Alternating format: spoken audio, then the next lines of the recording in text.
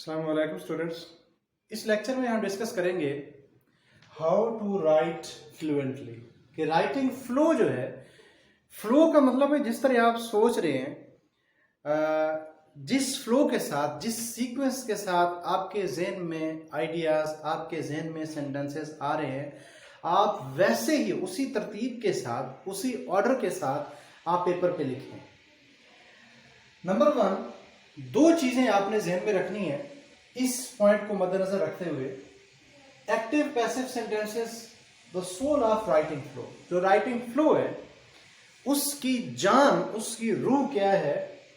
Active passive sentences. क्योंकि जब आप सोच रहे होते हैं तो कुछ सेंटेंसेस जो है वो एक्टिव होते हैं, कुछ पैसिव होते हैं।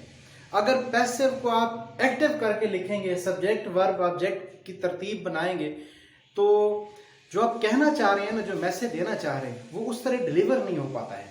इसलिए पैसिव सेंटेंसेस को जानना जरूरी है। और अगर आप आज का ये जो लेक्चर है इसको अच्छी तरह समझ जाते हैं, मैं याद करने की बात नहीं कर रहा हूं, समझ जाते हैं, तो बड़ी आसानी के साथ जो है आप अपने ख्यालात को ट्रांसफर कर सकते हैं। तो active passive the soul of writing flow, इसकी रूह क्या है? एक्टिव पैसिव है। नंबर 2, प्रेजेंट सिंपल और प्रेजेंट टेंस।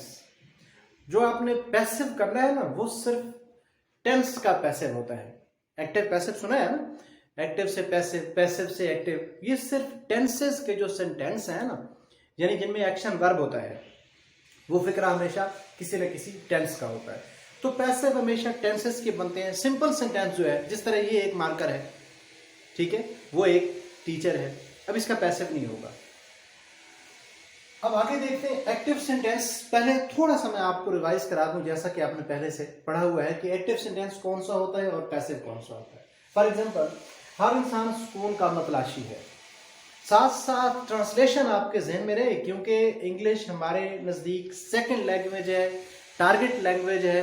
हम पहले उर्दू में सोचते हैं, एक्चुअली उसको हम ट्रांसलेट कर रहे होते हैं। अब देखिए ना, हर इंसान सुकून का मतलाशी है। इसका मतलाशी जो है, इसकी आसान उर्दू क्या है कि हर इंसान जो है वो सुकून तलाश करता है, हर इंसान सुकून चाहता है। तो क्या है कि एवरी पर्सन वांट्स पीस। बिल्कुल उसी तरह प्रीवियस लेक्चर की तरह उसका डिस्क्रिप्शन में लिंक भी मैं दे दूंगा। अब देखें ये किस पे खत्म हो रहा है पे खत्म हुआ। तो ये है पे जो भी सेंटेंस खत्म हो या है पे खत्म हो, वो हमेशा प्रेजेंट का होता है। या तो वो प्रेजेंट टेंस का होगा या वो सिंपल प्रेजेंट होगा। अब ये इसमें देखें, इस सेंटेंस के अंदर जो है, देखें कोई एक्शन वर्ब है। देखें ना, अगर आप ता है, ती है, ता हूं वाले चक्कर में पढ़ते हैं तो फिर जो है वो कॉन्सेप्ट आप नहीं समझ पाएंगे। अब हर इंसान सुकून का मतलाशी है। अब देखें यहाँ पे ता है, ती है तो नहीं आ रहा, लेकिन इसका मतलब क्या है कि हर इंसान सुकून को तलाश करता है, हर इंसान सुकून चाहता है। आखिर पे ता है आता है, लेकिन इस सेंटेंस पे तो नहीं है। यही कॉन्सेप्ट है, आपने देखना है। ये है तो प्रेजेंट है ये। अब ये प्रेजेंट टेंस का फिक्र है, लेकिन इसमें जो है हिडन वर्ब है। मतलाशी का क्या मतलब है? तलाश करना। और यहाँ पे वो ताहती है तो नहीं आता, लेकिन in spite of not having that symbol, ताहती का सिंबल ना होने के बावजूद भी इट्स प्रेजेंट इंडेफिनिट टेंस। इस तरह आपने इसको समझना है। एवरी पर्सन, अब हर शख्स जो है, एवरी मीन एक, एवरी पर्सन सब्जेक्ट इसका सिंगुलर है, वांट इसका क्या है? वर्ब है, तो ये सिंगुलर है तो हमने यहाँ पे एस लगा दिया। एवरी पर्सन वांट्स पीस,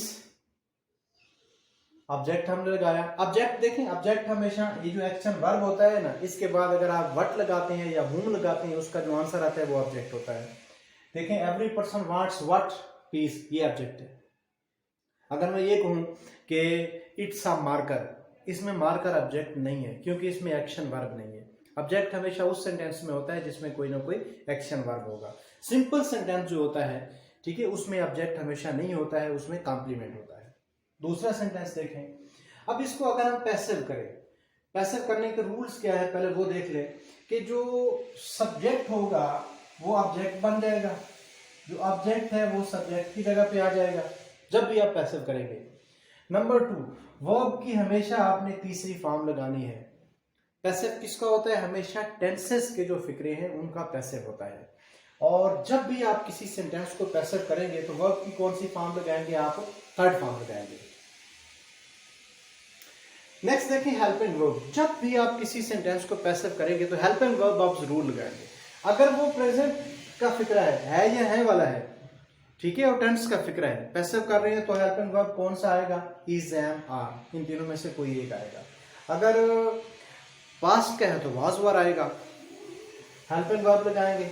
उसके बाद बाय प्रेपोजिशन बाद सेंटेंसेस में यूज होती है, बाद में नहीं होती। जिनमें सब्जेक्ट होता है ना, ठीक है, उसमें क्या होती है, बाय प्रेपोजिशन लगाई जाती है। अब अगर मैं ऐसे कहूं कि इस क्लास में टेंसेस सिखाए जाते हैं, अब सिखाने वाला का जिक्र नहीं है तो इसमें बाय नहीं आएगा। क्या हम कहेंगे, English start in this class. आगे देखें, अब किसी को अगर आप पैसिव करें, ये ऑब्जेक्ट है ना, देखें जिस सेंटेंस को आप पैसिव करते हैं, पैसिव होने के लिए ऑब्जेक्ट का होना जरूरी है। अगर किसी सेंटेंस के अंदर जो है वो ऑब्जेक्ट नहीं है तो उसका पैसिव वॉइस नहीं हो सकता है। तो पीस इस सब्जेक्ट की जगह आ गया, ये देखो पीस इसकी जगह आ गया, ये एवरी पर्सन जो है ये इसकी जगह चला जाएगा। Peace is want, third form, wanted by, every person इसमें सब्जेक्ट है तो ये इसके यहां पे आ जाएगा। ये भी हमने देख लिया, ये भी हमने देख लिया। अब आते हैं अपना जो बीए इंग्लिश का जो मेन क्वेश्चन है ना, जैसे आप चाहते हैं लिखना वैसे लिख नहीं सकते हैं, ये क्वेश्चन है। अब ये आपके ज़हन में एक इस तरह ख्यालात आ रहे हैं, ठीक है, आप किसी टॉपिक पे लिख रहे हैं, इस तरह आपके ज़हन में आइडियाज आ रहे हैं, या इस तरह का स्टेंजा है, आप उसको ट्रांसलेट कर रहे हैं। आइए इसको देखते हैं। इंसान अशरफुल मखलूकात है, इसको इन डिटेल करते हैं। वेल स्टूडेंट्स, अब ये पैराग्राफ देखते हैं, इंसान अशरफुल मखलूकात है। सबसे पहले इसमें ये देखें कि ये एंड पे है आया है तो ये प्रेजेंट का सेंटेंस है। क्या ये प्रेजेंट टेंस का है या सिंपल प्रेजेंट है? इसके अंदर कोई एक्शन वर्ड है, एक्शन वर्ब इसमें नहीं है, ये सिंपल सेंटेंस है। तो हम इसको सिंपल करेंगे कि man is the best creation.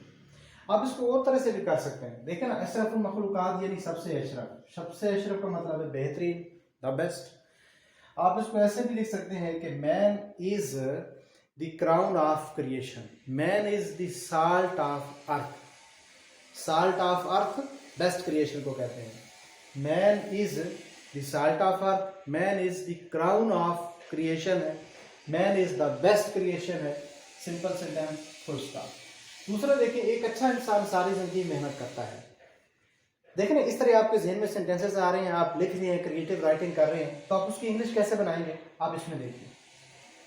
ये क्या एंड पे आया है, प्रेजेंट का सेंटेंस है। अब प्रेजेंट सिंपल है, ये टेंस का है, इसके अंदर कोई एक्शन वर्ब है, मेहनत करना, ये इसमें क्या है, एक्शन वर्ब है। कौन सा प्रेजेंट है, क्या ये एक्शन कंप्लीट हो गया है, नो। क्या ये एक्शन हो रहा है, नो। ये सिंपल स्टेटमेंट है, it mean it's present indefinite. Present indefinite का मतलब है वर्ब की first form, subject, verb, other word. सबसे पहले हम सब्जेक्ट लगाएंगे। सब्जेक्ट इसका क्या है, एक अच्छा इंसान, ये इसका क्या है, सब्जेक्ट। अ गुड पर्सन, मेहनत करना, वर्क्स, वर्क इसमें वर्ब है। ये अ गुड पर्सन, एक की बात हो रही है तो ये वर्क से वर्क्स हो गया। A good person works hard in his whole life, पूरी in his all life, through his life, ये भी लिख सकते हैं, in his all life, through his life, या थ्रू लाइफ, या होल लाइफ, कुछ भी लिखें, करेक्ट है। लोगों के काम आता है, ठीक है। अब देखें, इसमें हमेशा बा मुहावरा तर्जमा करना होता है। अब इसमें देखें कि लोगों के काम आता है, सब्जेक्ट इसमें हिडन है, सब्जेक्ट लिखा हुआ नहीं है, लेकिन यहां पे हमने सब्जेक्ट लिख दिया कि ही हेल्प्स या ही कोऑपरेट्स विद द पीपल, वो लोगों के साथ ताउन करता है, ही कोऑपरेट्स विद पीपल। मुश्किल की घड़ी में, दूसरों का हाथ पिटाता है। हाथ पिटाना का क्या मतलब है? कोऑपरेट करना, हेल्प करना। मुश्किल की घड़ी, trouble, tough time, hard time. कैसे लिखेंगे कि ही हेल्प्स अदर्स। अब देखिए ये सिंगुलर है। अब फिर इसमें देखें, है आ गया तो ये प्रेजेंट है। कौन सा प्रेजेंट है? प्रेजेंट इंडेफिनिट, क्योंकि इसमें एक्शन वर्ब है। He helps others in trouble, या in the time of trouble, in tough time, in hard time. ये भी हो गया। मुआशरे में उसे इज्जत दी जाती है। मुआशरे में उसे इज्जत दी जाती है। अब इस सेंटेंस को देखें, यहां पे आ गया है इट मीन्स प्रेजेंट टेंस, इज्जत देना। ठीक है, ये इसमें एक्शन वर्ब आ गया, यानी मुआशरे में उसकी इज्जत की जाती है। इज्जत करने वाला, ये जो एक्शन है इसका डूअर है कोई? इसका डूअर, इसका काम करने वाला नहीं है इस सेंटेंस में। तो इट मीन्स ऐसा सेंटेंस जिसमें काम करने वाला नहीं होता है वो पैसिव सेंटेंस होता है। पैसिव सेंटेंस होता है तो उसमें हेल्पिंग वर्ब भी आता है, उसमें वर्ब की थर्ड फॉर्म आती है। तो इसको हम कैसे लिखेंगे कि he is respected in society, या he is given respect in society.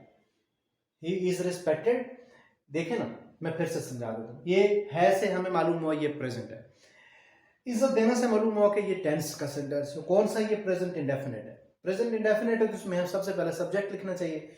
इसमें ये जो इज्जत देने वाला एक्शन हो रहा है, ये जो वर्ब है, इस काम को करने वाला, इसका डूअर है इस सेंटेंस में, इज्जत देने वाला तो नहीं है। नहीं है तो इट मीन ये पैसिव सेंटेंस है। ऐसा फिक्रा जिसमें सब्जेक्ट नहीं होता है वो कौन सा होता है? पैसिव होता है। अगर पैसिव होता है तो उसमें वर्ब की कौन सी फॉर्म लगेगी? थर्ड फॉर्म लगेगी। और जब भी हम पैसिव बनाते हैं उसमें हेल्पिंग वर्ब जरूर लगता है, किसके मुताबिक? टेंस के मुताबिक। कैसे? ये प्रेजेंट है तो इज एम आर लगेंगे, अगर पास्ट होता तो हम वाज वर लगाते हैं। अब यहाँ पे देखें कि he is respected in society, या he is given respect in society, उसे एक काबिल एहतराम मकाम दिया जाता है। यहां पे देखें प्रेजेंट सिंपल है, ये टेंस का है। मकाम देना, गिव, एक्शन वर्ब है तो प्रेजेंट इंडेफिनिट है। ये जो मकाम देना है, ये काम करने वाला जो है कोई है इसमें? सब्जेक्ट इसमें नहीं है, पैसिव है। पैसिव मीन वर्ब की थर्ड फॉर्म। कैसे लिखेंगे? ही is given a respectable status, he is given a respectable position, he is given a respectable status, लोग उसकी कदर करते हैं। अब यहाँ पे देखें है आ गया तो क्या हमने समझा कि ये प्रेजेंट है। अब देखें कि प्रेजेंट इंडेफिनिट है या सिंपल प्रेजेंट है। लोग उसकी कदर करते हैं, कदर करना यानी रिस्पेक्ट करना, प्रेजेंट इंडेफिनिट है। सब्जेक्ट इसका कौन सा है? लोग, people respect him, simply that's all. इसके बाद देखें, सारी जिंदगी इस तरह गुजारने के बाद एक दिन उसे दफन कर दिया जाता है। ठीक है, आप इसको दो में भी आप जो है वो डिवाइड कर सकते हैं कि सारी जिंदगी वो इस तरह गुजारता है। He leads, he passes his whole life in such a way, in this way. या हम इसको ऐसे भी लिख सकते हैं कि इन दिस वे, यहां पे आप कॉमा लगा दें, in this way he spends his whole life, he leads his whole life, he leads his, he spends his all life, and one day, और एक दिन उसे दफन कर दिया जाता है। प्रेजेंट है जी, दफन करना एक्शन वर्ब है इसमें। इस एक्शन को करने वाला जो ये दफन करने वाला यहाँ पे कोई इसमें है लिखा हुआ है, मेंशन नहीं है, तो इट मीन ये कौन सा है? पैसिव है। पैसिव है तो वर्ब की थर्ड फॉर्म लगाएंगे।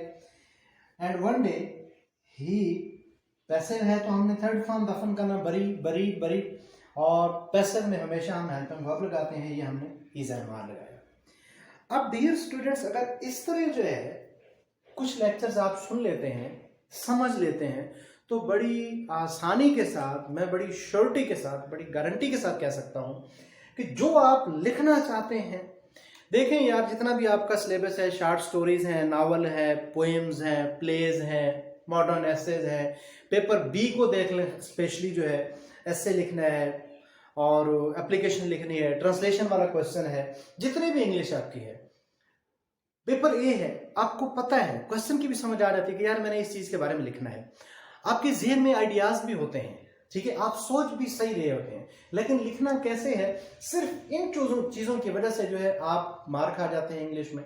अगर ये चीजें आप थोड़ी सी तवज्जो के साथ, थोड़ी सी इंटरेस्ट अपनी शो करें, कहते हैं ना कि there is nothing interesting if you are not interested. अगर आप इंटरेस्टेड नहीं है तो कोई चीज दुनिया की आपको इंटरेस्टिंग नहीं लगेगी। तो डियर स्टूडेंट्स, आप मेरे साथ चलें, प्रॉमिस करें कि हम इस तरह चीज़ों को करेंगे। आप कमेंट करें, जो भी आपके क्वेश्चंस हैं उस पे इसी तरह वीडियोस बनती जाएंगी। अब नेक्स्ट हमारा स्टेप क्या होगा, इसी को हम आगे लीड करेंगे कि राइटिंग फ्लो को जो है इम्प्रूव कैसे करना है, पेपर में लिखना कैसे है, बस ये जहन में रहे। टेंसेस भी हो जाएंगे, वोकेबलरी भी आ जाएगी, ट्रांसलेशन भी आ जाएगी, आगे बहुत सारी चीज़ें इसी चीज़ में आ जाएंगी। तो मिलते हैं नेक्स्ट लेक्चर में। अल्लाह हाफिज़। Thank you so much.